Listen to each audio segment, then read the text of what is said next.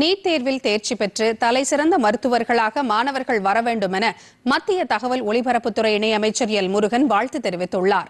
நாமக்கல் மாவட்டத்தில் கல்வி பயிலும் +2 மாணவ மாணவிகளுக்கான இலவச நீட் தேர்வு பயிற்சி மைய திறப்பு விழாவில் தொலைபேசி வாயிலாக பேசிய அமைச்சர், ஏழை மாணவ மாணவிகள் எந்த தடங்கலுமின்றி தேர்வை எதிர்கொள்ள இந்த பயிற்சி மையம் தொடங்கப்பட்டுள்ளதாக கூறினார்.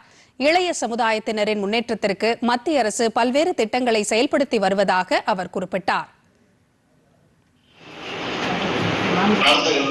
நமோ கோச்சிங் சென்டர் மூலமாக அனைவருக்கும் என்னுடைய கலை வணக்கத்தை தெரிவித்துக் கொண்டு,